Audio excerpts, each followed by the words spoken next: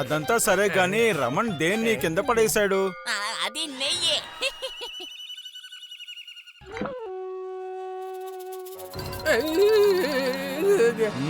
ఇది నకిలీ నెయ్యి. నువ్వు మన రాజ్యంలో నకిలీ నెయ్యిని వ్యాపారం చేస్తున్నావా? మహామంత్రి గారు, ఈయన ఎప్పుడూ మాకు కల్తీ సరుకునే అమ్ముతున్నారు. ఇప్పుడు అర్థమైంది. ఈయన కల్తీ నెయ్యి తినే నా ఆరోగ్యం పాడైపోయింది. నా కుటుంబం కూడా.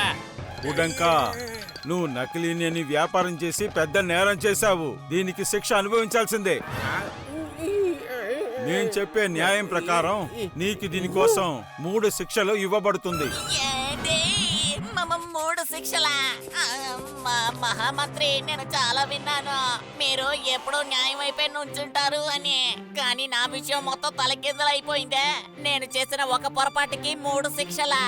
ఇది ఎలా న్యాయం అవుతుందండి? అలాగైతే సరే, నువ్వు ఖచ్చితంగా శిక్ష అనుభవించాల్సిందే. నీకొక ఆలోచన చెప్తాను. అదేంటంటే నువ్వు 3 శిక్షలలో 1 శిక్షని నువ్వు ఎంచుకోవచ్చు. 3 శిక్షలు ఎలా ఉంటాయో చెప్తారా? 1, నీ కొట్లో ఉండే మొత్తం నెయ్యిని నువ్వే తాగాలి, లేకపోతే 100 కొరడ దెబ్బలు తినాలి. అది కూడా వద్దంటే నువ్వు ఏం చేయాలంటే 1000 బంగారు నాణ్యాలు ఎవరెవరైతే నీ నకిలీ నెయ్యిని తాగి ఒంట్లో బాలేక ఉన్నారో వాళ్ళకివ్వాలి. ఇప్పుడు చెప్పు, ఏ శిక్షని అనుభవిస్తావు? కొరడా దెబ్బలు తినడం అనేది ఉడంకా వల్ల కాని పని. 1000 బంగారు నాణేలు ఆ పిసిని కొట్టివాడికి చాలా పెద్ద మొత్తమే. చాలాసేపు ఆలోచించాక అతనేమనుకున్నాడంటే నెయ్యి తాగడమే సులభమైన పని అనుకున్నాడు. శిక్షని ప్రారంభించు.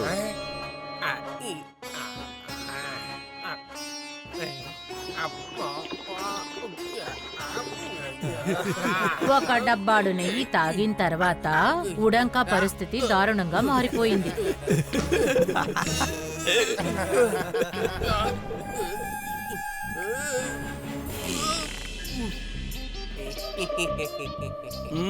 ఏంటి ఆపేశావు?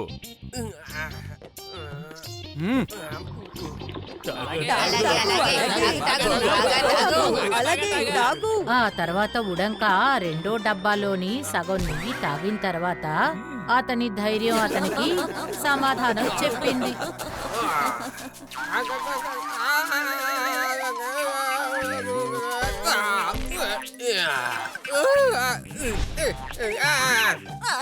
మహామంత్రి గారు, ఇది నా వల్ల కాదు. దీనికి బదులుగా నన్ను మీరు కొరడాతో కొట్టేసేయండి. నీ ఇష్ట ప్రకారమే కానివ్వు. వీరులారా, వీడిని లోపలికి తీసుకెళ్లి కొరడాతో కొట్టండి. కొరడా దెబ్బల శిక్షని ఉడంకా స్వీకరించాడు.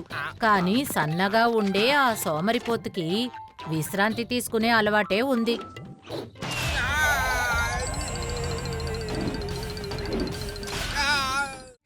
If you like this video, subscribe to our channel Murthy Media.